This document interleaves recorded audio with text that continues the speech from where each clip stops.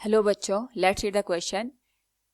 A direction in the following question, the assertion and reason have been put forward. Read the statement carefully and choose the correct alternatives from the following.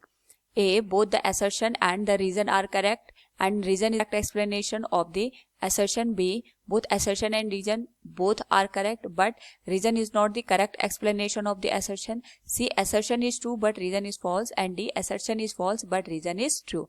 Here assertion is given as concave mirrors are used as reflectors in vehicle headlights, torches and in searchlight. Reason is when an object is placed beyond the center of curvature of a concave mirror, the image formed is real and inverted. Now to answer this question, first we will discuss here the key concept, and here the key concept is image formation by concave mirror. तो जो हमारे पास यहाँ पे concave mirror होता है, इसके जो invert portion होता है ये रिफ्लेक्शन का काम करता है और जो आउटवर्ड पोर्शन होता है इसको हम यहाँ पे पेंटेड सरफेस का कर देते हैं. तो जो भी लाइट रे यहाँ पे एंटर करेगी तो ये इनवर्ड वाले पोर्शन से यहाँ पे रिफ्लेक्ट कर जाती है. नाउ यहाँ पे हमें ये भी ध्यान रखना है कि जो कॉनकेव मिरर होता है इसके थ्रू यहाँ पे जो लाइट रेज होती हैं ये कन्वर्ज होती हैं. तो अकॉर्डिंग टू द क्वेश्चन यहाँ पे अगर हम देखें, assertion is stating that concave mirrors are used as reflectors in vehicle headlights, torches and in search light. It is correct one, क्योंकि हमारे पास यहाँ पे जब हम लाइट को कॉनकेव मिरर से पास करते हैं, इस पर्टिकुलर केस को हम इस तरीके से समझ सकते हैं, और जो लाइट रे हमारे पास यहाँ पे इन्फिनिटी से आती है those are parallel to each other. ये हमारे पास यहाँ पे प्रिंसिपल एक्सिस आ गया, ये लाइट रेज आ गई जो कि पैरेलल है.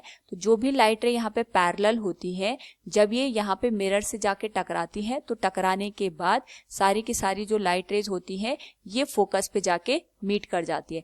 और जब ये फोकस पे जाके यहाँ पे मीट करेंगी तो जो इमेज होगी हमारे पास वो फोकस पे जाके बन जाएगी. यहाँ पे जो इमेज फोकस पे बनती है वो रियल और इन्वर्टेड होती है, उसका साइज बहुत ही स्मॉल होता है.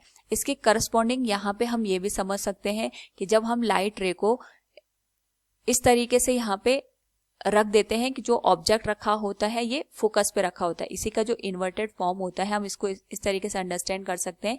ये कॉनकेव मिरर हो गया, ये हमारे पास यहाँ पे पोल आ गया, this one is the focus, this one is the centre of curvature. तो अगर हमने कोई ऑब्जेक्ट यहाँ पे रखा है, सपोज मैंने यहाँ पे जो हेडलाइट होती है कार की उसका बल्ब यहाँ पे प्लेस कर दिया at the focus of the concave mirror, और यहाँ पे जो भी लाइट रे जाएगी पे पैरेलल लाइट रे होगी. पैरेलल लाइट रे यहाँ पे रिफ्लेक्शन के बाद फोकस से होके भी जाएगी. दूसरी लाइट रे मैं यहाँ पे पोल पे इंसिडेंट करा रही हूँ, तो जो लाइट रे यहाँ पे पोल पे इंसिडेंट करेगी वो जिस एंगल पे इंसिडेंट करिए उसी एंगल पे यहाँ पे रिफ्लेक्ट हो जाएगी. नाउ यहाँ पे जो भी लाइट रे हम देख रहे हैं ये पैरेलल है, तो पैरेलल लाइट रे यहाँ पे इन्फिनिटी पे जाके मीट करती हैं. तो यहाँ पे हम ये देख सकते हैं कि जब हमने ऑब्जेक्ट को यहाँ पे फोकस पे रखा तो जो लाइट रेज होती हैं ये पैरेलल लाइट रेज होती हैं, और यहाँ पे इसकी जो ब्राइटनेस होती है एक तरीके से वो बहुत ज़्यादा इंक्रीज हो जाती है. तो रात को जब हमें यहाँ पे हेडलाइट का यूज करना होता है इन द व्हीकल्स, या हम टॉर्च का यूज करते हैं,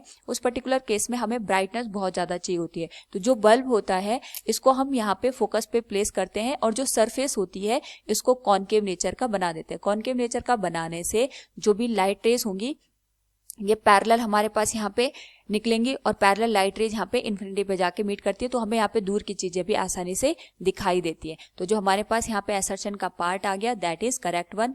and reason is when an object is placed beyond the centre of curvature of concave mirror the image formed is real and inverted. तो जब हम बात करते हैं यहाँ पे कॉनकेव मिरर की, अगेन हम यहाँ पे कॉनकेव मिरर को कंसिडर करें. This is the concave mirror, this is the middle point of the mirror, ये हमारे पास प्रिंसिपल एक्सिस आ गई. दिस वन इज द पोल, ये आ गया हमारे पास फोकस, और यहाँ पे फोकस से लगभग डबल डिस्टेंस पे हमारे पास सेंटर ऑफ कर्वेचर लाई करता है. तो अकॉर्डिंग टू द क्वेश्चन हम अगर ऑब्जेक्ट को beyond centre of curvature place कर देते हैं तो जो नेचर होता है वो रियल और इन्वर्टेड होता है. इसको हम यहाँ पे रे डायग्राम के थ्रू समझ सकते हैं.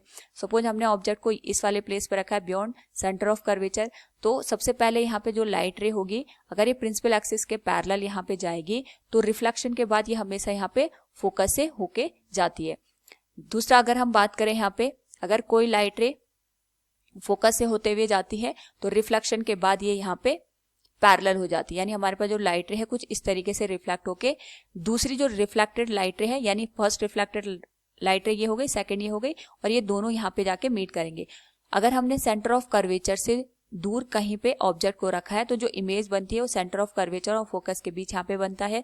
अगर हम यहाँ पे इसका नेचर देखें, this will be A dash and this will be B dash, तो एक तो यहाँ पे जो रियल रिफ्लेक्शन के बाद लाइट रेज मीट कर रही है उसके बाद ही इमेज बन रही है, और जब यहाँ पे रियल में लाइट रेज मीट करती है तो जो इमेज बनती है उसका जो नेचर होता है ये रियल होता है, और रियल इमेज हमेशा यहाँ पे इन्वर्टेड हमें नजर आती है। तो हम ये रे डायग्राम से भी देख सकते हैं जो इमेज बन रही है हमारे पास ये इन्वर्टेड और रियल नेचर की देखने को मिल रही है। तो हमारे पास जो रीजन का पार्ट है it is also correct one. लेकिन ये जो दोनों स्टेटमेंट है ये इंडिविजुअली करेक्ट है।